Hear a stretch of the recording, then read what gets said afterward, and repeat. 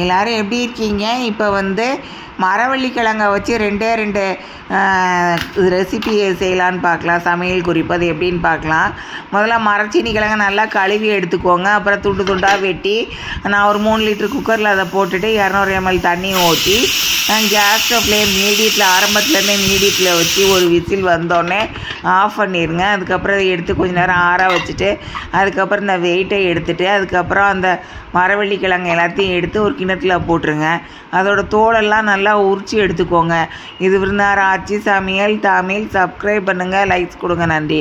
அதை வந்து நல்லா அந்த தோலெல்லாம் உரித்து எடுத்துகிட்டு அதை வந்து அந்த சாப்பிங் போர்டில் வச்சு துண்டு துண்டாக வந்து வெட்டியே எடுத்துக்கோங்க. வெட்டி எடுத்துகிட்டு அதுக்கப்புறம் கடாய் ஒன்று எடுத்துக்கோங்க. அதில் வந்து ஒரு 2 ஸ்பூன் எண்ணெய் ஊற்றிட்டு கடுகு உளுந்தம்பருப்பு போட்டு ஒரே ஒரு வெங்காயம் எடுத்து போட்டுக்கோங்க. அதை நல்லா இந்த மரவள்ளிக்கிழங்க நல்லா வெட்டி எடுத்ததை 2 பகுதியாக பிரித்து வச்சுக்கோங்க. இந்த கொஞ்சம் பாதியை வந்து இதில் எடுத்து போட்டுக்கோங்க. 1/2 ஸ்பூன் வந்து உப்பு எடுத்து போட்டுக்கோங்க. ஒரு மிளகா வத்தல் போட்டுக்கோங்க. இதை எடுத்து அந்த மரவள்ளிக்கிழங்கு எடுத்து அதில் கொஞ்சமாக போட்டுக்கோங்க. போட்டுட்டு கொஞ்சம் நேரம் நல்லா கிண்டி எடுத்துகிட்டு சூடு வந்ததுக்கப்புறம் எடுத்து தனியாக தட்டில் வச்சு குழந்தைங்களுக்கு கொடுத்துருங்க. அதுக்கப்புறம் இன்னொரு பாதியாக இருக்குல்ல அந்த மரவள்ளிக்கிழங்கு, அதை வந்து கடாயில் வந்து கடாயை சூடு பண்ணிவிட்டு அதில் போட்டுட்டு மெஷரிங் கப்பில் 1/2 கப்பு வந்து வெள்ளை சீனி எடுத்து அதில் போட்டுக்கோங்க. போட்டுட்டு கொஞ்சம் நேரம் ஒரு 2 நிமிஷம் 3 நிமிஷம் வச்சுட்டு அதுக்கப்புறம் அதை எடுத்து வந்து தட்டில் வச்சு குழந்தைங்களுக்கு கொடுங்க. இதை மாதிரி சமைச்சு சாப்பிட்டு உங்கள் கமெண்ட்ஸ் அனுப்புங்க, நன்றி. ரோட்டு கடையில் இருக்கிற இந்த வேர்க்கடலை மசாலா எப்படி செய்யலான்னு பார்க்கலாம்.